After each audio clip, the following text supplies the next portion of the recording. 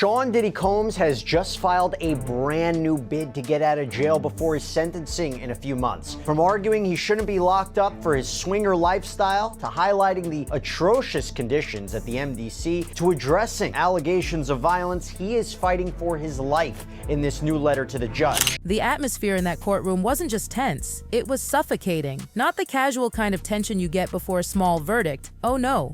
This was the kind that seeps into your bones, the kind that makes the air feel heavier with every breath. It was as if the very walls knew something irreversible was about to happen. People weren't just sitting there, they were bracing themselves for impact. Sean Diddy Combs be released from jail? I know I've asked that question before so many different times here on Sidebar, but we have right now a brand new request from his legal team, a brand new filing from his defense team arguing for why he should be released now, after that monumental verdict in his criminal case several weeks ago.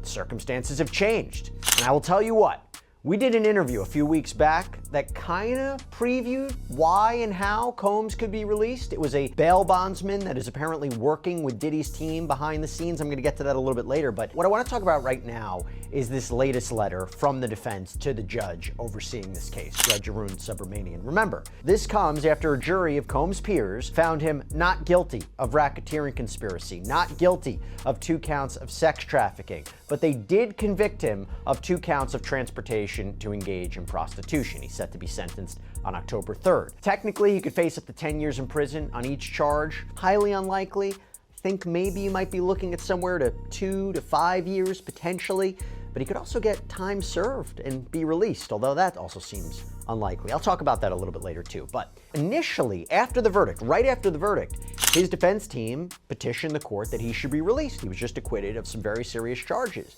The judge denied it. The judge denied Combs bail once again. And remember, this comes after he was rejected bail multiple times since he was arrested back in September of 2024, highlighting the severity of the charges, the violence, and so forth. But now, this is different.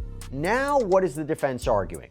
I'm going to go over all this in the new letter. I'm going to give my take at the end about whether or not it's going to be successful and whether or not he will actually be released before sentencing in October. So, the defense begins by arguing that Sean Combs should be released in advance of sentencing, and the court has the power to do this, they have the authority, among other things, because you can clearly show, quote, that there are exceptional reasons why such person's detention would not be appropriate. So, what are those exceptions? What are those reasons? What are those circumstances that are exceptional? They highlight several things that we're going to get into. That the charges he was convicted of, we're going to call them the Mann Act violations, that's what it's called under the law.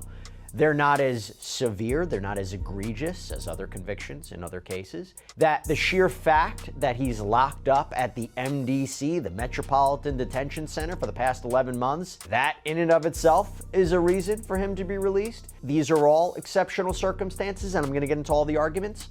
But first, they highlight the standard, and they argue that to be released under federal law, you need to show 2 conditions. First, the district court must find by clear and convincing evidence that the person is not likely to flee or pose a danger to the safety of any other person or the community if released. Second, it must be clearly shown that there are exceptional reasons why such person's detention would not be appropriate. Now, clear and convincing evidence is a lower standard, by the way. It's not like beyond a reasonable doubt. Anyway, basically, you have to show he's not a flight risk, he's not a danger, and you have to show there are particular, exceptional, unique reasons for why detaining Combs is wrong. We're going to start with the exceptional reasons justifying his release. And they begin by trying to define, well, what exactly is exceptional circumstances? What does that mean? And they argue that case law suggests a court has a lot of discretion to determine whether a particular set of circumstances qualifies as exceptions. And they say, look, Sean Combs, his case, so different from other ones. There has never been, according to them, a Mann Act prosecution like this one before.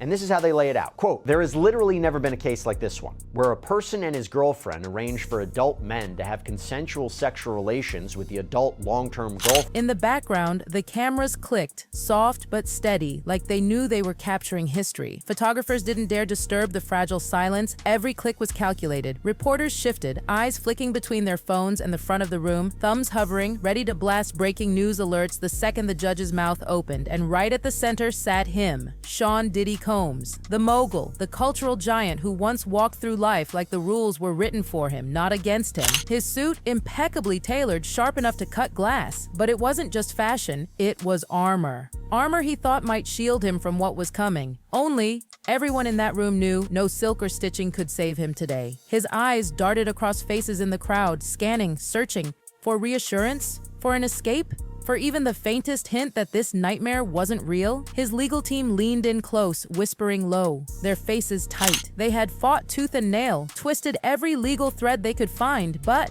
they knew. Deep down, they all knew. Of a demonstrated swingers lifestyle and has been prosecuted and incarcerated under the Mann Act. Combs and two of his longtime girlfriends had a private, intimate life that is not uncommon today.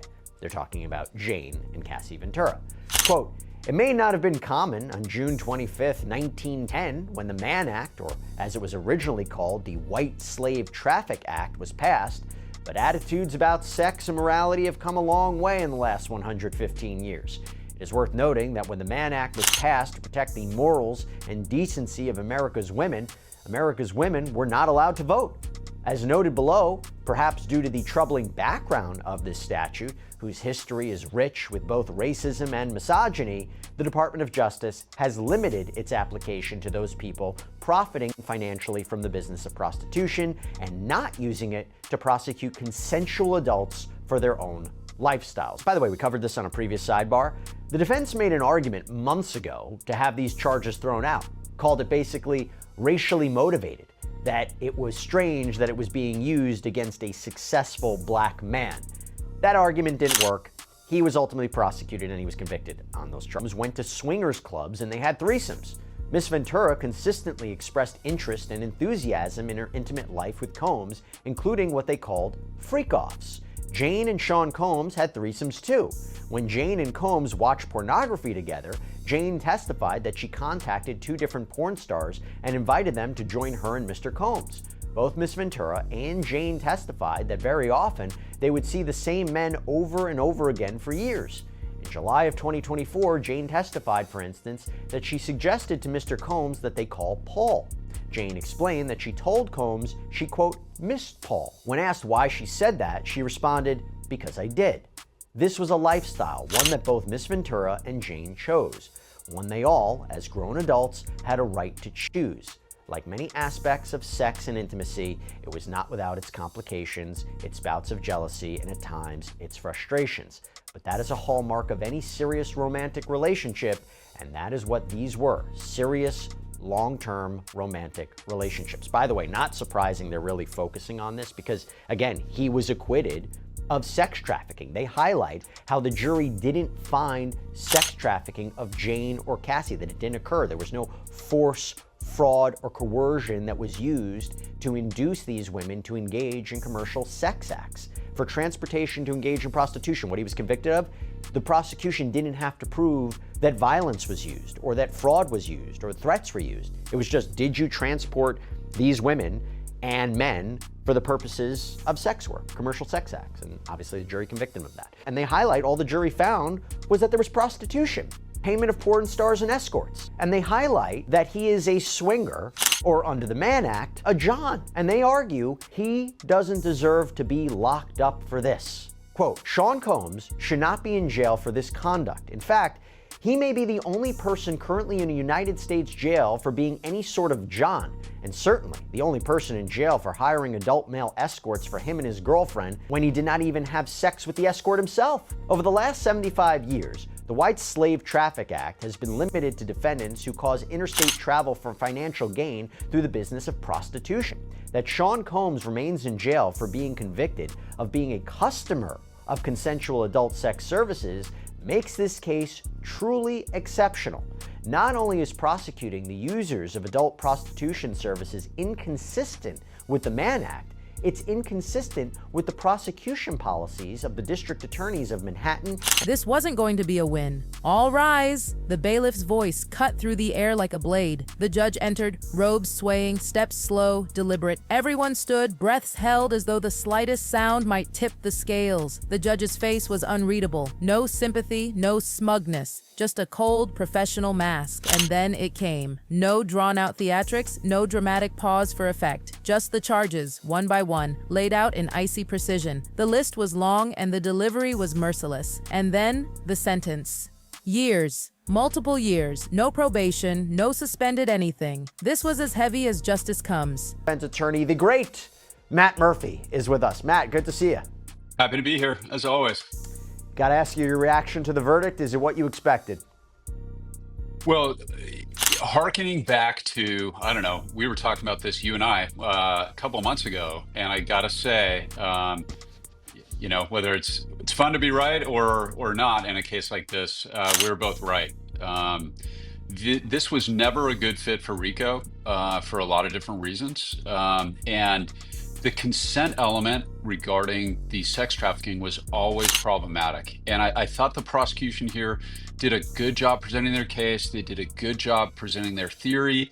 But when you match in a trial context, when you match like professorial and kind of plotting, which is the way a lot of government lawyers are, versus dynamic and engaging and that personality of the defense, it's always a mismatch. You're always up against it. And the Mann Act, like we talked about, I thought he was going down on that after like the second day of testimony. The problem is for the prosecution, the Mann Act is a very old law, and it was essentially legislative morality from about 100 years ago, where it was transporting prostitutes across state lines. The intent may have been good. It was essentially a very early version of sex trafficking, but it was really more an attempt to stop prostitution, which is, as we know, never going to happen. So almost every lonely guy in New York City who's going through a divorce, who is having a problem in the dating pool, who has some sex worker drive over from New Jersey, if he buys her Uber or his Uber, theoretically, that's a violation of the Mann Act. So that is it's not the same type of crime. There's no mandatory minimum under federal law. The judge does not have to. That. Right, they don't have to. Now, it carries up to 10 years per event, so he faces up to 20 years. The prosecution, I think, is asking for 46 months or something like that. They're asking for far less than that. If the case was, if they had called, let's say, Christina Quorum, okay, this chief of staff who had been mentioned, I think, by almost every witness, and she said, hey, listen, there was a criminal enterprise, okay? We were all a part of it. Everybody knew what the job description was. My job was to do this. His job was to do this. You think they would have gotten racketeering? If they didn't include Jane, who was arguably the more problematic testimony, I mean, Sean Combs still paying her rent, messages that she was setting up a lot of these sexual encounters. Cassie had messages too that were problematic that showed if we're talking about whether she was a willing participant or not. But if you focus just on Cassie and you didn't call in Jane, or you didn't call in a Mia, or you didn't call in a Brianna Bengolan, if you limited the case, and now it's so easy to play Monday morning quarterback or armchair lawyer here, but do you feel that the prosecution could have won this case if they structured it differently, if they called different witnesses? That's a great question, and that's something that these prosecutors will literally be wondering for the rest of their lives, for the rest of their careers. They're going to be wondering if they'd done it differently, would the impact upon the jury and would the result have been different. The fundamental problem, I think, is this was kind of always a round peg in a square hole. The arson, that domestic violence video that we all watched, that's horrific. All of that should have been prosecuted as state crimes in Los Angeles. That as a fundamental, starting point. Well, they couldn't do it now. For a moment, Diddy didn't move. He didn't blink, he didn't breathe, at least not visibly. It was like his mind had left the room to try and make sense of what just happened. Then it hit him. The tiniest shift, lips pressed tight, nostrils flared, shoulders tense. This wasn't some messy rumor he could crush with a PR spin. This wasn't a case he could drag out until the public forgot. This was prison. Real, cold, years of your life gone prison. A gasp rippled through the gallery. Someone whispered, "Oh my God." A woman sobbed softly. His family, sitting right behind him, clung to each other in disbelief. One reached out to touch him, but court officers stopped them. No, of course, the statute is run on everything. Yep. But that would have been, he would have been prosecuted for exactly what he did instead of predicate acts into a RICO theory. Now, RICO, as we know, was designed for essentially mafia organization, for organized crime. And the idea is simply because there's a legitimate business, like in The Godfather, they had a legitimate olive oil importing business, and that was but it was still a criminal enterprise. The real thing was the mafia. The real thing was the organized crime surrounding the Corleone family, to use an example that everybody can probably relate to. So simply because their olive oil importing business was legitimate, that's not a defense to a RICO thing. That's the current state of the law. What they did here is they took a business that was always legitimate, Bad Boy Records, that was always and the purpose is to make music and make money. Everything surrounded that. And the defense argument, which they obviously argued very effectively, was that is not a criminal enterprise. So the very first element of RICO has always been problematic from the very beginning. You and I talked about that 2 months ago when this whole thing started. And and the jury, this was a sober jury that the questions were serious and direct. And, they sent that note out regarding juror 25 right at the very beginning saying, hey, this guy's not deliberating.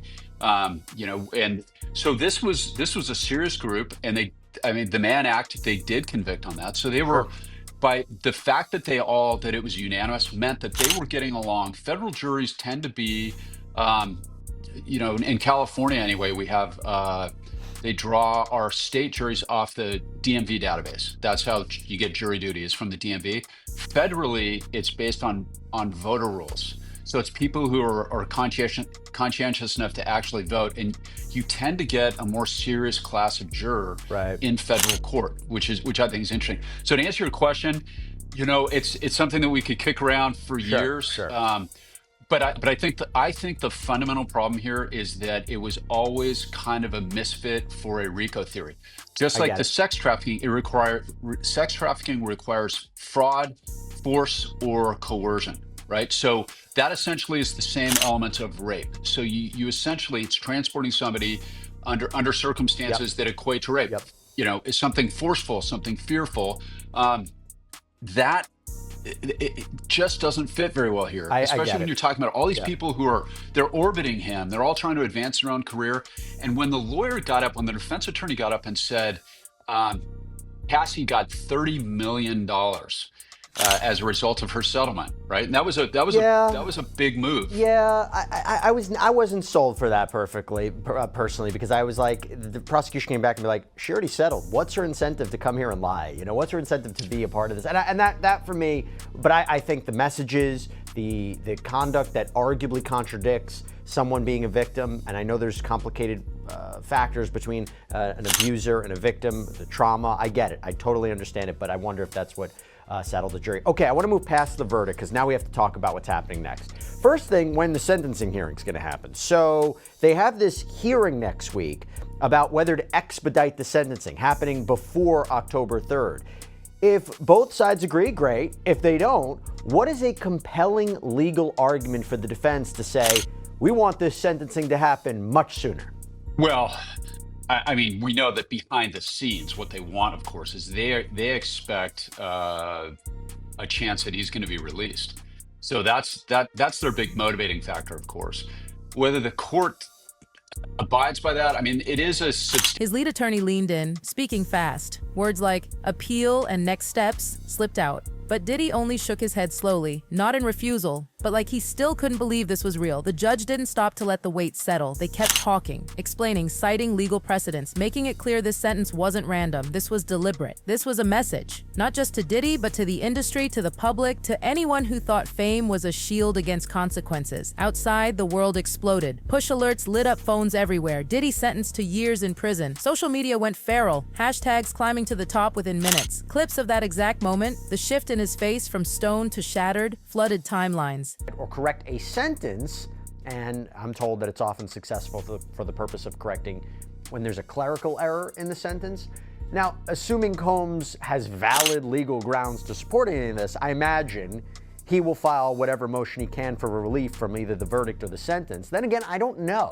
He got a very favorable ruling. Obviously, he was convicted. He's not entirely happy with it, and his defense counsel explained that. But they also, in their press conference after the verdict, they were jubilant. They were ecstatic. And I wonder if he gets a favorable sentence, is he even going to challenge this? I mean, they seem happy. Yeah, they seem ecstatic because the emotions that kind of ran outside of the courtroom, it was kind of double that inside the courtroom where all the defense attorneys were hugging, they were crying. So seeing them outside in the press conference, all kind of holding hands, going up, that was just a little slice of the cake from what we all saw inside that federal courtroom. But I think it can kind of go both ways, and that's mainly because Sean Combs is still behind bars right now. The judge didn't grant him bail even after the verdict, and I think his reasoning might give us a little kind of picture into what the sentencing might possibly look like, because the judge even pointed out during his denying of Diddy's bail after his conviction, which were on counts 3 and 5, kind of talking back to what had happened in June of 2024 with Jane and the violent altercation that happened over at Jane's apartment. And so I'm thinking if the judge is already kind of on his mind about the whole domestic violence aspect and the physical violence that was exuded from the defendant, even just last year, I think it's possible maybe the judge, even if he hears from the family, even if he hears from Sean Combs' friends, that it's possible it might be kind of a little bit of a tougher sentence than maybe the defense was expected. Well, look, I think the defense might be wanting to take advantage of this, right? Now, the judge said, even though I'm denying bail and I'm looking at the violence factor, it's not a preview of what I'm going to do for sentencing. But I think this is the opportunity for the defense to submit any kind of mitigating factors and have the probation officer speak to his friends and family and talk about the impact of this. I mean, we just interviewed Charlucci the other day. So I wonder if they're saying, you know what? They said to Sean Combs, listen, let's wait for October. Gives us more time to present our case to Judge Arun Subramanian. And then we had the hearing today. This monumental hearing. Was great. You've been in court for 8 hours a day, 10 hours a day. Yeah. This was what, like 7 seconds? I think maybe even less than, I would say, What kind happened? of close to 5. So get all the way down to the courthouse. I'm like seeing everybody Which from is not the trial. close from here, so people know. No, it's not. It's not. And it was hot outside too. It's all the way downtown. Walking all the way down, or not, I didn't walk all the way downtown. From the subway to the walk to the courthouse. Okay. Get there, check in all my stuff. I would say the security check-in was longer than the actual hearing. Okay. So it was a remote hearing. We didn't see Sean Combs in person. We didn't see any of the attorneys on both sides. We didn't even see the judge. And so what had happened was we get inside kind of the overflow room. Oh, the overflow room, okay. Yeah, so we get inside the overflow room. There's a big giant screen. It's completely black, but then you hear Sean Combs' voice being like, Mark, are you there? And so it was kind of like one of those dial-in type of hearings. And so we heard Mark Agnifilo's voice. Then all of a sudden we hear the prosecution's voice. It was Christy Slavic. She was accompanied by Emily Johnson, both who work on behalf of the government. And then all of a sudden, Mark Agnifilo was kind of like, you know what, we were able to work everything out as far as our sentencing date goes. And then the judge's clerk is like, oh, okay, so both parties agree, and then this matter is adjourned. And that was it. Yeah. I worried that's what was going to be because when they had the letter basically working out the date, I was like, oh, what are they going to talk about? And then after that hearing is when they switched it back to October 3rd. Yeah.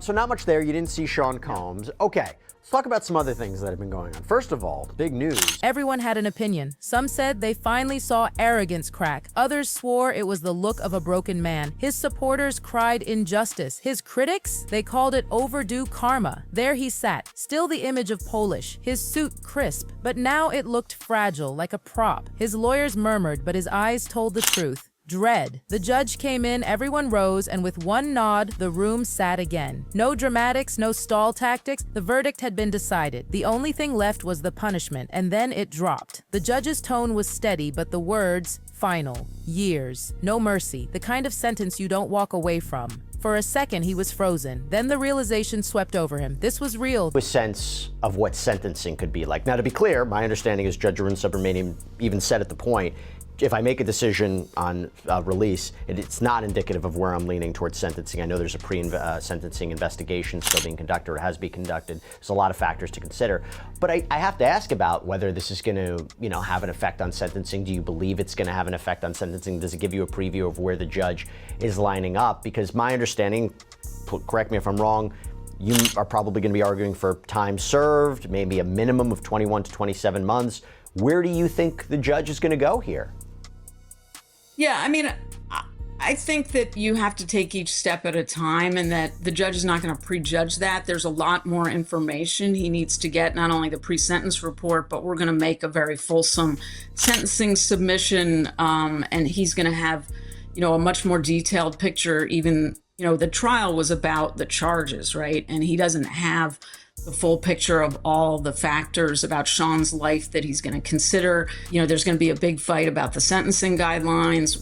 We think actually we're going to end up arguing for an even lower guideline range than we had originally believed at the time of the verdict, where we didn't have we had like a couple of hours to try to figure out what to say about bail. So, I hope the judge will grant bail, but I feel confident that even if he doesn't, it doesn't necessarily mean he's not going to sentence Sean to time served. He's going to take everything into account when he gets all the submissions. And, I've got a lot of confidence that the judge is going to be fair and not prejudge the situation. And you also have this motion for judgment of acquittal, that the Mann Act convictions should be tossed out, Combs be granted at a minimum a new trial.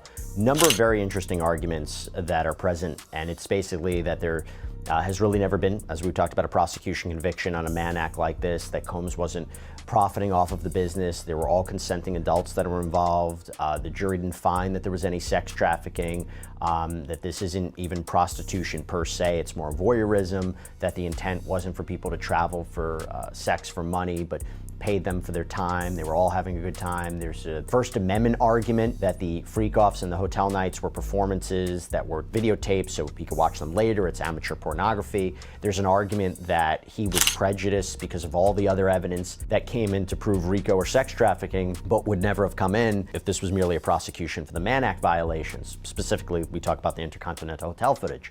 But couldn't the counter argument be, if you look at the text messages and voice notes and the travel hotel, the payment documentation, that these charges, the Mann Act charges, could have been proven based on that evidence alone and not anything else about racketeering or sex trafficking? Well, I think that goes, I don't agree with that. I think that, as we argued in the papers, the government didn't really show that the purpose of the travel was to have sex for money, and that in fact all the testimony and a lot of the other evidence showed that the men were being paid for their time. But even if we were wrong about that one, we have a number of the other arguments that you mentioned that really aren't undermined by those records. So for instance, one of our main arguments is that this statute, which used to be called the White Slave Traffic Act, it has this long history, but even with this long history, it's never been applied to a case like this. The term prostitution in a lot of states doesn't include this conduct, even if someone's being paid. If the person making the payment is paying essentially to observe other people having sex, that's not prostitution. So we've got the First Amendment. The room buzzed with gasps, quiet "oh my gods" and muffled cries. His family held each other, eyes wide. His lawyer whispered urgently, but he only shook his head again, disbelief etched on every line of his face. This was a man who had survived decades of storms, who always found a way to slip out from under trouble, but this time, no escape. The judge kept going, breaking down the evidence, stressing the seriousness of his crimes. Every sentence felt like another nail in the coffin of his freedom. Outside, news crews went live. Timelines flooded. Clips of his frozen reaction replayed endlessly. For his fans, this was heartbreak. For his critics, it was justice. For the industry, it was a warning. No one is untouchable. And as officers let him out, his face said everything. The mogul in control was gone. What walked out was an inmate in waiting. Allegations. Now each one of these plaintiffs bears the burden of proof. So this was not only a huge win for him criminally, this was a big win for Sean Combs when it comes to all those pending civil suits, because now those same people, in theory, would have to come in and testify. And remember, Don Richard is a good example. The cross-examination of Don Richard was excellent in my assessment. And I trained young prosecutors for years on how to do cross-examinations. I've taught it in law schools.